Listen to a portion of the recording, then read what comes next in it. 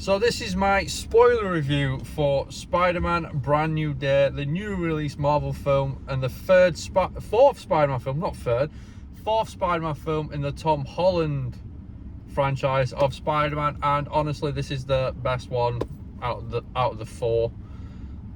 Tom Holland, hands down, as a floor level Spider-Man, is easily the best one. But he's still doesn't beat Spider-Man 2. So the opening of the film is like a little catch up with Spider-Man and what he's been doing in the past between No Way Home and Brand New Day.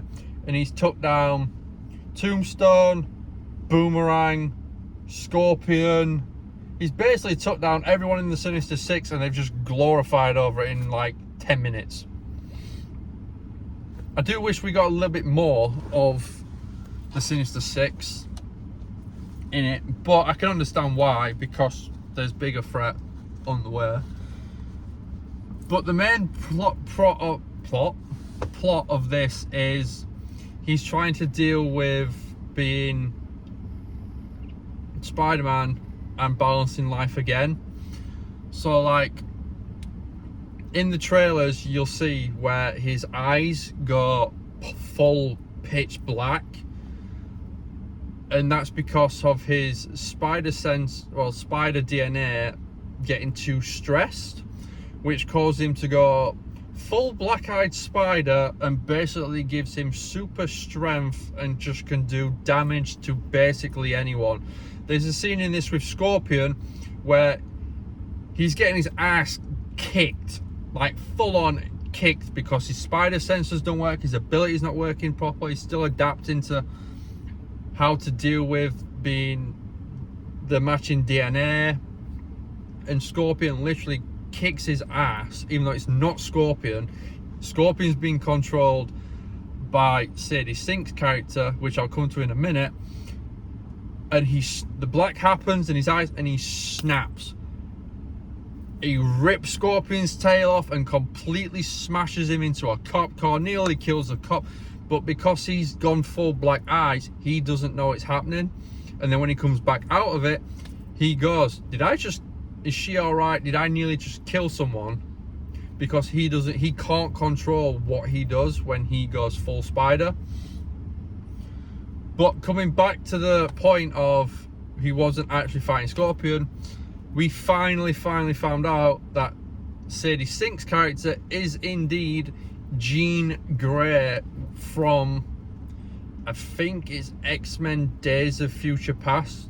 So that is how the X-Men start coming in now to the MCU, going, oh, we'll use Spider-Man as like a bring in, like they always do before a big film comes out.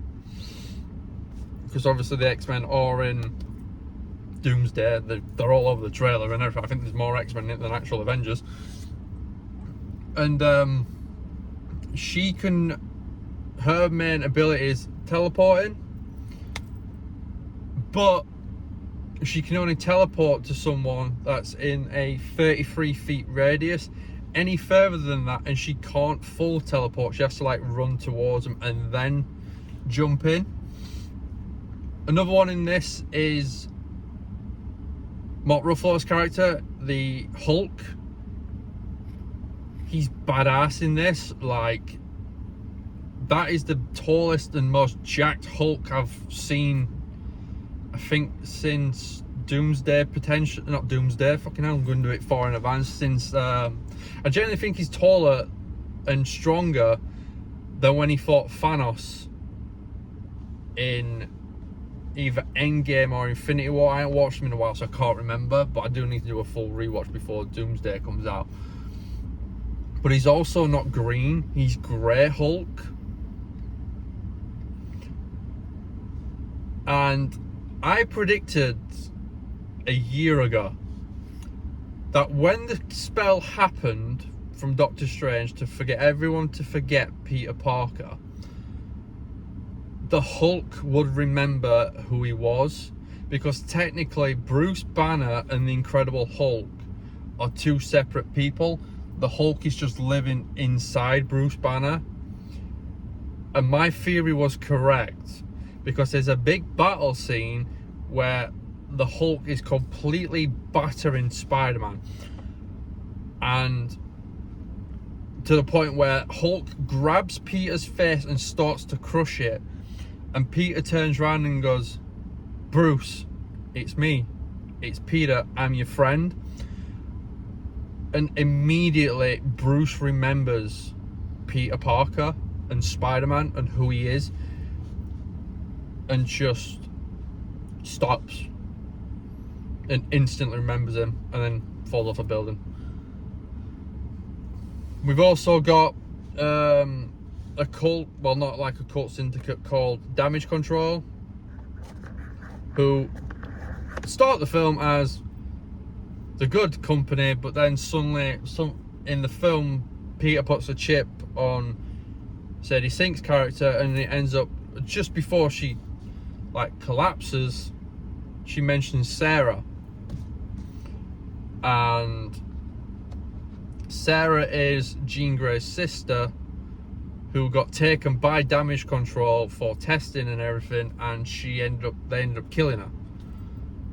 So that's the whole like premise. She's just trying to remember who she is, well, and find her sister. But Peter thinks she's actually a villain. She's actually not. She's just trying to find her sister. And it's the way they do like her calming down is actually a really nice way they did it, because they use Aunt May, and she like gives this speech of, no matter what happens, people will remember who you are for what you are and who you are, no matter if you do something bad or not, which is like a family thing.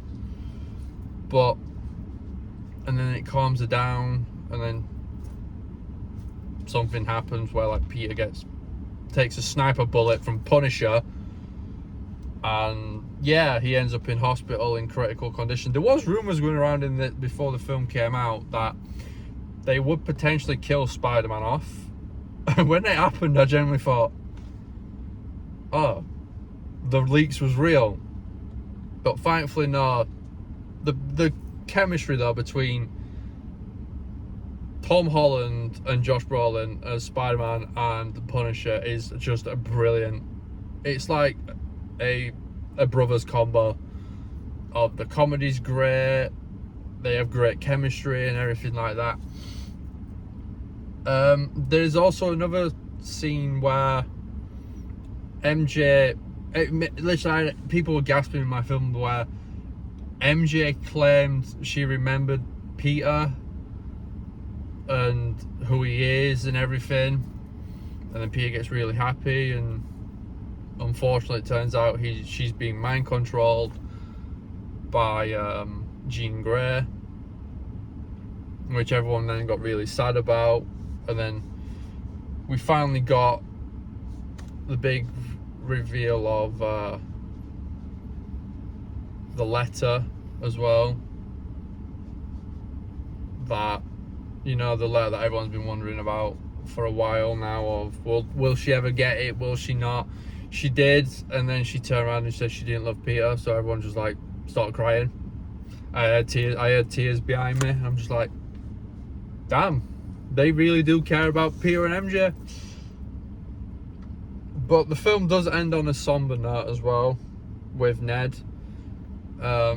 Peter takes flowers to Aunt May's grave quite regularly, and at the end of the film, Ned sat in a sandwich shop where Peter buys Aunt May's flowers from all the time. He gets the flowers, and then he sees Ned sitting in the chair.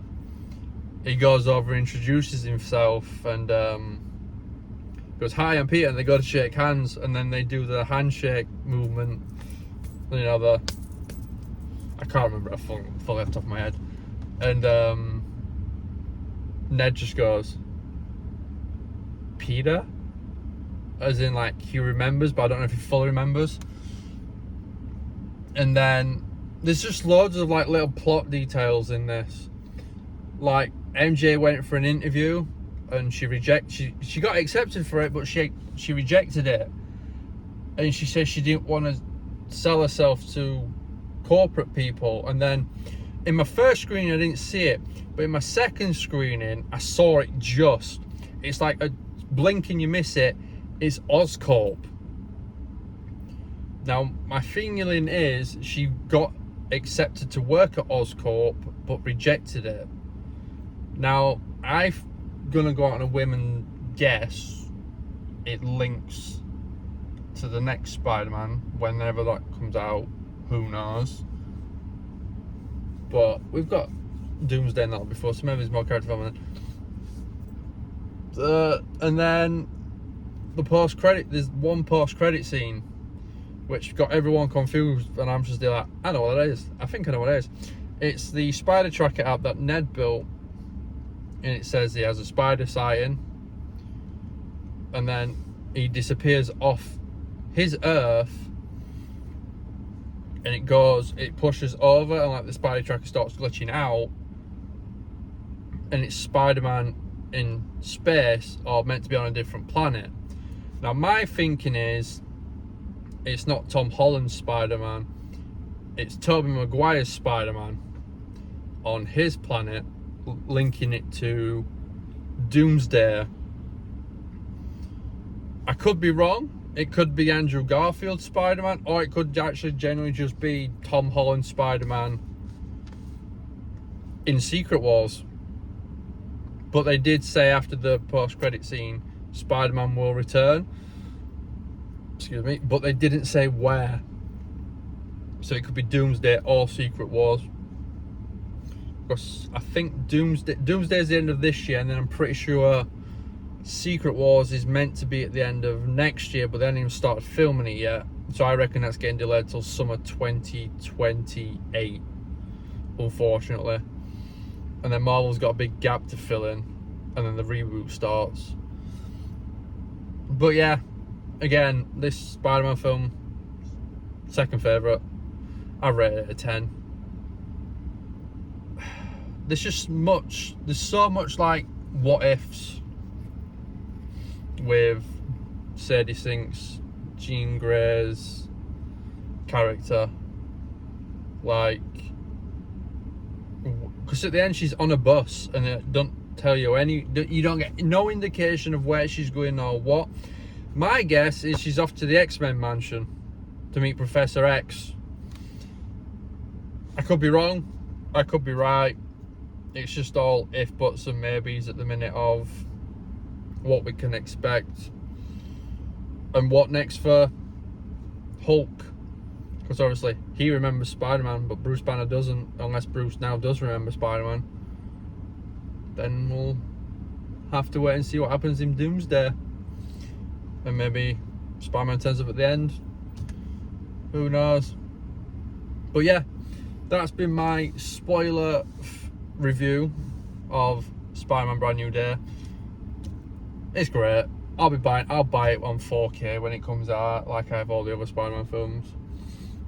There's just somehow when you think Marvel are like on a downhill decline, they just pull something out. Like they've pulled Spider-Man out. I didn't reckon much to the other Marvel films that have come out lately, but Spider-Man, I love Spider-Man, and this is now my second favourite behind Spider-Man 2. But yeah, so that's been my spoiler review of Spider-Man Brand New Day. First time I've done a spoiler review, so I don't know if I've just rambled on for nearly 15 minutes and talked a lot of rubbish, or if it actually made sense.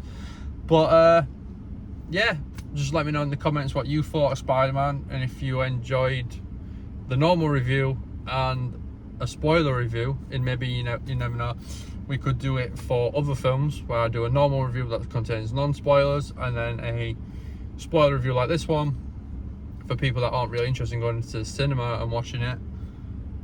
But yeah, any feedback in the comments is much appreciated. But until the next one, please like, rate, comment, subscribe. Going to start doing non-cinema film reviews, so even if I watch like a normal Blu-ray, like I'm going to watch Rush for the first time tomorrow, so I might do a review on that starring Chris Hemsworth. I might do a review on that, just bring more content to the channel, because I know there's been like big gaps recently from when I did my last review to this one, so it's not really get much engagement on channels. I'm going to try and do some brand new things to it. But yeah, I'll see you on the next one. Peace out till next time.